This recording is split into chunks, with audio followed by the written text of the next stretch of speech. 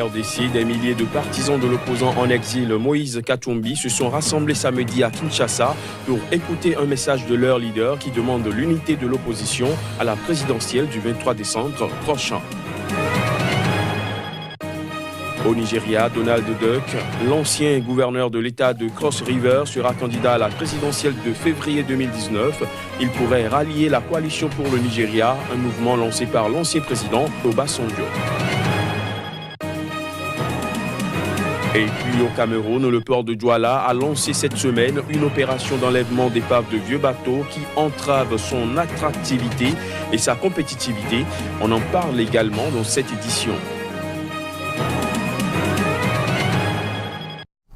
Voilà pour les titres, nous sommes le dimanche 10 juin 2018. Bonjour et bienvenue.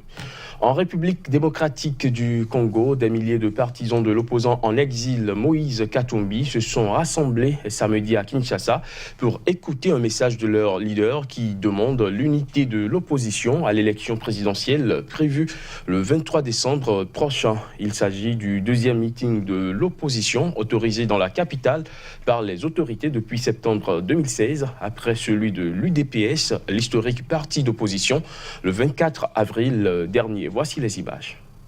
Aucun incident n'a été enregistré pour ce premier rassemblement à Kinshasa de la plateforme électorale Ensemble pour le changement de Moïse Katumbi. Ce meeting, qui a rassemblé des milliers de ses partisans, constitue le deuxième rassemblement de l'opposition autorisé par les autorités à Kinshasa depuis septembre 2016, après celui de l'Union pour la démocratie et le progrès social le 24 avril dernier.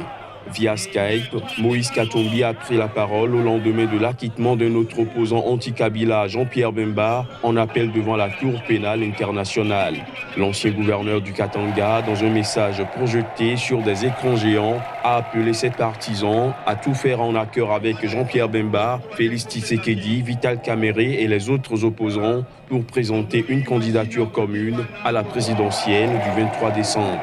Il s'agit, selon lui, de l'unique solution pour barrer la route à un troisième mandat voulu par le président Joseph Kabila en violation de la Constitution. Moïse Katumbi, un rassembleur, a toujours appelé au rassemblement de toutes les forces, sans exclusion de l'opposition, a toujours souhaité que nous allions à cette élection présidentielle avec une candidature commune.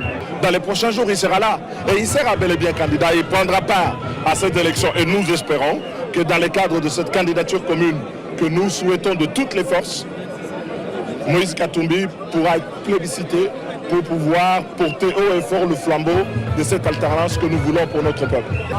Pas de troisième mandat, pas de machine à voter, une élection libre, démocratique et transparente et surtout inclusive. Moïse Katumbi, qui a de nouveau annoncé son retour imminent au pays, ne peut cependant pas revenir en République démocratique du Congo sans risquer la prison en raison d'une condamnation dans une affaire immobilière dont il conteste le fondement.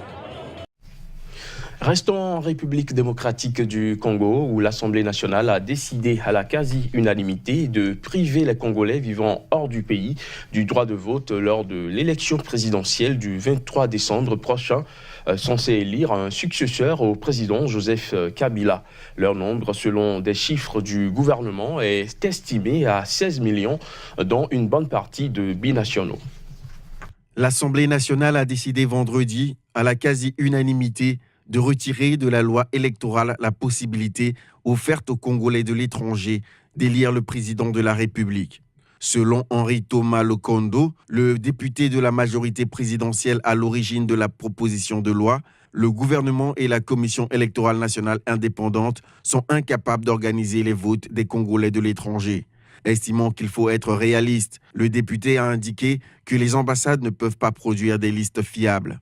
Les Congolais de l'étranger, estimés à 16 millions, dont une bonne partie de binationaux, n'ont pas non plus voté lors des deux précédentes élections présidentielles de 2006 et 2011.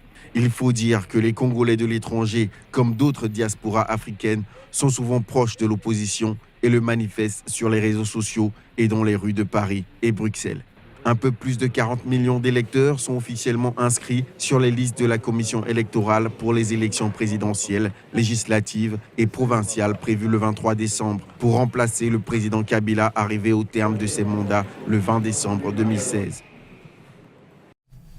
En bref, au Nigeria, Donald Duck, l'ancien gouverneur de l'État de Cross River, dans le sud-est du pays, sera candidat à la présidentielle de février 2019. Homme politique d'envergure et respecté, il ne se présente pas pour l'instant sous la bannière de son parti, le Parti populaire démocratique PDP. Pour faciliter sa candidature, il a laissé entendre qu'il pourrait rallier la coalition pour le Nigeria, un mouvement lancé par l'ancien président nigérian Olusegun Obasanjo pour rassembler des membres qui désirent voir un Nigeria nouveau, vert et transparent. Il faut dire qu'à 57 ans, Donald Duck est pour l'instant le plus jeune des candidats déclarés. Mise en place d'importants moyens de prévention à Bangui pour éviter que l'épidémie d'Ebola n'entre en Centrafrique. Ce sont des mesures qui s'observent depuis que le virus s'est déclaré à Mbandaka, ville de la République démocratique du Congo, située à 350 km de Bangui. Reportage. Tous les matins, Firmin, employé par le ministère centrafricain de la Santé, vient se poster avec d'autres agents au bord de l'Ubangi, affluent du fleuve Congo qui sépare son pays de la RDC. Armé de son thermomètre à infrarouge, il prend la température de tous ceux qui arrivent de la République démocratique du Congo voisine, frappés par le virus Ebola. Nous sommes de la surveillance épidémiologique, nous sommes des agents qui surveillent les gens qui passent de l'autre côté, qui viennent de l'autre côté du Zaïre, RDC, qui arrivent. Quand ils arrivent dans la pirogue, on les interpelle. Quand la température est élevée, nous appelons directement le niveau central, c'est-à-dire le CTE. Donc ils vont envoyer l'ambulance pour venir chercher le cas suspect. L'OMS considère que parmi les 9 pays voisins de la RDC, la République du Congo, Congo-Brazzaville et la RCA sont à plus grand risque de propagation. Presque exclusivité de tous les cas où le virus est passé des animaux à l'homme, c'était à travers des chasseurs ou des gens qui consommaient de la viande de brousse. L'épidémie de la fièvre Ebola a déjà tué 27 personnes en RDC depuis un mois. Un seul cas suspect a été identifié dans l'est de la Centrafrique, mais les analyses se sont révélées négatives au virus Ebola. Une ambulance spéciale est mobilisée en permanence, chargée d'emmener les cas suspects à l'hôpital général de la capitale centrafricaine, où ils seront mis en quarantaine. Des prélèvements sont ensuite envoyés à l'Institut Pasteur de Bangui, seul habilité à dépister le virus. Au Cameroun, 6 civils ont été tués dans la nuit de jeudi à vendredi dans un village situé dans le nord du pays. C'était lors d'une attaque imputée aux islamistes nigérians de Boko Haram. Plus de précisions à travers cet élément. Situé dans la région camerounaise de l'extrême nord, le village de Mangave Foya Jalingo a été attaqué par Boko Haram. Au moins 6 morts ont été enregistrés parmi la population locale, à en croire le chef du canton de Doba. Le témoin a raconté que les assaillants ont attaqué la maison d'un chef de quartier qu'ils ont abattu, ainsi que 2 autres personnes se trouvant dans la maison. Lorsque, intrigués par les coups de feu, les voisins sont sortis, les djihadistes ont tiré et tué 3 autres personnes. Selon la même source, les membres du comité de vigilance du village, les forces de sécurité et de défense, ainsi que des habitants du village ont par la suite poursuivi les assaillants et en ont tué 5 et arrêté 3 autres, selon le chef du canton. Les attaques de Boko Haram, qui étaient régulières dans la région camerounaise de l'extrême nord, frontalière du Nigeria et du Tchad, avaient sensiblement baissé ces derniers mois. Le groupe nigérien Boko Haram mène ses attaques dans le nord du Cameroun, mais aussi au Niger et au Tchad, dans les zones frontalières du lac Tchad. Depuis 2014, date à laquelle le Cameroun a commencé à lutter contre Boko Haram, les islamistes ont tué 2000 civils et militaires et enlevé 1 millier de personnes dans l'extrême nord, selon International Crisis Group. Nous sommes toujours au Cameroun où le port de Douala, le plus grand d'Afrique centrale, a lancé cette semaine une opération d'enlèvement d'épaves de vieux bateaux qui entravent son attractivité et sa compétitivité. Au total, 80 épaves de bateaux encombrent le port de Douala qui exécute plus de 95% du trafic portuaire du pays. Reportage. Les épaves de vieux bateaux entravant l'activité et la compétitivité du port de Douala au Cameroun, le plus grand de l'Afrique centrale, ont commencé à être enlevées cette semaine. Le chénal, les plans d'eau, les quais et les darses vont être dépouillés de l'encombrante présence des épaves et autres engins flottants qui faisaient partie de son décor. Cette opération, lancée en début de semaine, est la première depuis 33 ans. Au niveau de l'exploitation, les impacts sont encore un peu plus lourds parce que nous perdons des quais qui devraient nous rapporter de l'argent. Des quais. C'est sur le quai que le bateau vient accoster pour permettre des échanges. Ce sont au total 80 épaves de bateaux qui encombrent le port de Douala. Dans un premier temps, 25 épaves présentées comme les plus dangereuses seront enlevées. Le port, le fleuve Ouri regorge une centaine d'épaves et nous avons décidé de commencer par les plus dangereuses. Les 25 premières épaves qui entravent l'exploitation du port sont celles qui constituent cette phase du projet. La majorité des bateaux dont les carcasses ont été abandonnées au port de Douala ont plus de 50 ans et sont susceptibles de contenir de l'amiante, source de pollution de l'eau. La majorité de ces bateaux sont des bateaux qui ont plus de 50 ans.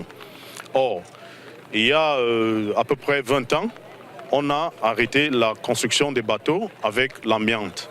L'amiante qui est devenue toxique pour l'être humain.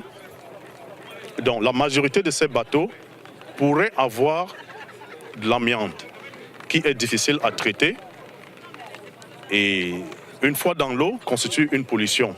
Les travaux pour enlever les 25 premières épaves dureront 8 mois. Principal débouché pour les pays d'Afrique centrale enclavés comme le Tchad et la Centrafrique, le port de Douala exécute plus de 95% du trafic portuaire du Cameroun.